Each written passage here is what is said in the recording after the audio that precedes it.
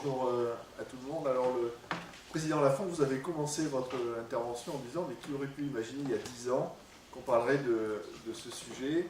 Effectivement, c'était pas, on va dire, à la mode ou vécu comme ça il y a 10 ans. On le fait aujourd'hui et personnellement, je m'en réjouis. Le memento qui a été présenté, que je vous invite à consulter, est la traduction effectivement de toute cette évolution et de la prise en compte de cet élément qui est extrêmement traditionnel. L'homme maîtrise le feu depuis environ 1 million d'années. C'est dire que le bois est utilisé pour l'énergie depuis cette période-là. Puis on l'a vu hein, dans les documents qui ont été projetés. Une grande partie de la forêt landaise était à une époque très utilisée, ça a été dit, pour la sidérurgie bordelaise, le maire de Cestas l'a évoqué. Donc c'est quelque chose qui est complètement naturel par rapport à l'utilisation du bois. Avant de présenter un petit peu la façon dont l'ADEME, dans les mois et les années qui arrivent, va travailler sur le bois énergie notamment, je voudrais faire une ou deux petites rectifications. Vous avez vu dans les présentations, on a parlé du BCIAT, de l'appel à projet BCIAT, et on parle fonds chaleur. Le BCIAT, c'est du fonds chaleur. Hein. Il y a le fonds chaleur à l'ADEME, et puis il y a l'appel d'offres national, donc le BCIAT, et puis il y a les dossiers que nous gérons, nous, directement au niveau des directions régionales. Donc soit les projets des collectivités, dans ce très large terme, soit des projets entre 100 et 1000 TEP pour les autres partenaires. Autre petit point aussi que je voudrais rectifier, c'était Jean-Bernard Carreau qui a dit les décisions du Fonds Chaleur sont nationales. Non, le BCIAT, en 2013, hein, l'appel à projet géré au niveau national, c'est à peu près 50 millions d'euros. Voilà. Et les fonds qui sont gérés directement par les directions régionales pour des projets qui leur sont fournis directement, cette année, c'est à peu près 120 millions d'euros. Sachant qu'en plus, au niveau du BCIAT, il n'y a jamais eu de projet qui a été accepté s'il y avait un avis négatif de la cellule biomasse. Je rappelle que, comme pour les projets creux, la cellule biomasse est consultée et l'agence se fait un devoir de ne pas aider le projet s'il y a, justement, on estime, dans une région qu'il y a un problème d'approvisionnement. Voilà. Donc ça, c'est juste une petite rectification. Alors effectivement, l'ADEME développe le bois énergie depuis une quinzaine d'années.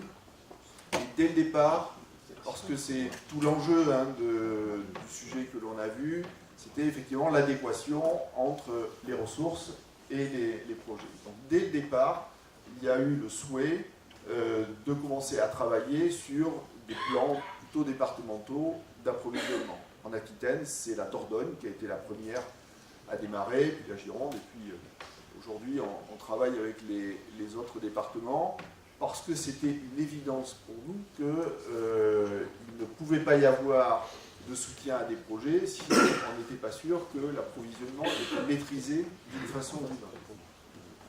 Et on l'a vu hein, dans les éléments qui ont été évoqués aujourd'hui, effectivement, le problème de la ressource, c'est un problème évident. Le fonds chaleur, ce n'est pas que pour aider le bois énergie.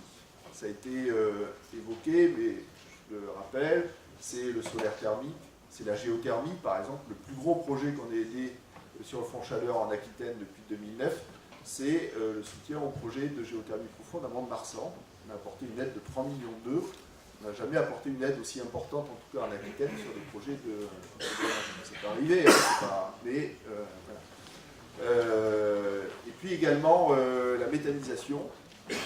Alors pas forcément au départ dans l'objectif éventuellement de faire de l'énergie, mais quand même, c'est aussi un problème de gestion de déchets, en l'occurrence. Donc on a aussi pas mal de projets qui se développent aujourd'hui, surtout depuis évidemment les tarifs de rachat d'électricité et les tarifs de réinjection. Voilà, donc sur le bois énergie, pas de projet si on n'est pas sûr qu'il y a de la ressource derrière. Alors, on va continuer évidemment à développer le bois énergie. Les objectifs européens nationaux ont été évoqués, je n'y reviens pas. Les 23%, c'est à peu près 20 millions de TEP d'énergie renouvelable à faire. Le bois énergie, c'est à peu près la moitié dans ces objectifs-là.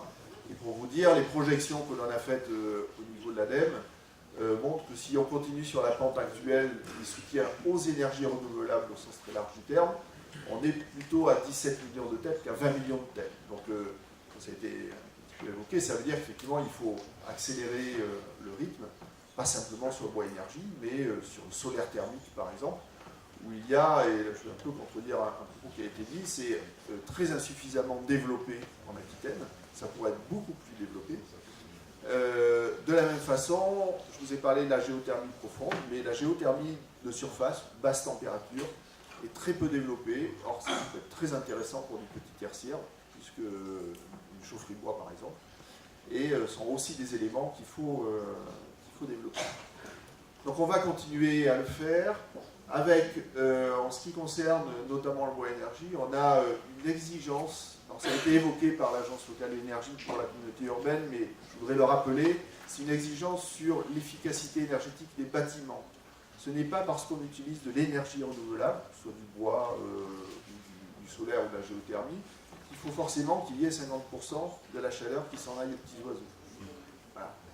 Donc, on a une exigence lorsqu'on aide des chaufferies bois, ça peut être un hôpital, ça peut être une résidence de personnes âgées ou autre, ou un réseau dans une commune, c'est qu'il faut qu'il y ait un travail sur l'efficacité énergétique. Et l'efficacité énergétique au sens large, y compris, par exemple, sur la maîtrise de l'utilisation de l'électricité.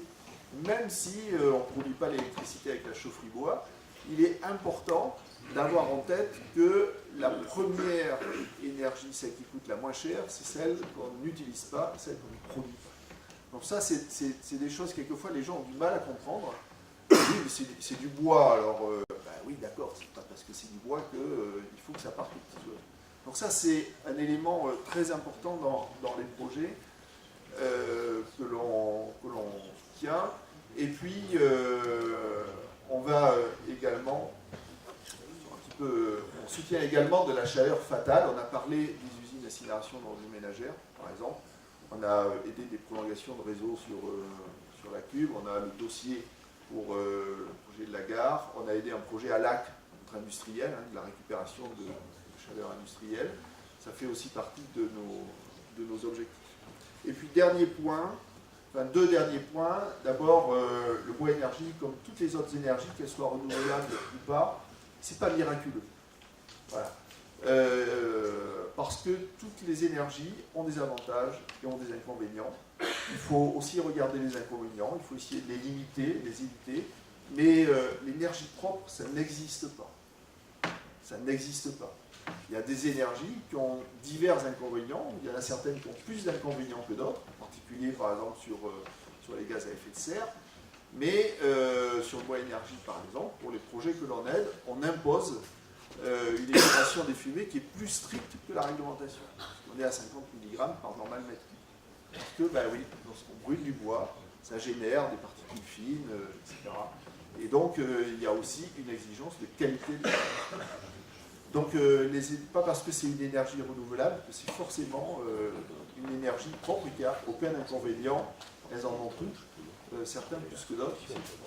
Et le deuxième point, ça a été évoqué, mais je le redis, le bois énergie ne peut pas se développer si le reste, notamment le bois d'œuvre et le bois d'industrie, ne se développent pas. On a fait des scénarios énergétiques nationaux 2030-2050. Bien évidemment, il y a des évolutions dans l'utilisation du bois énergie. Et très clairement, le bois énergie ne se développera pas tout seul. Aujourd'hui, économiquement, ça n'a pas de sens.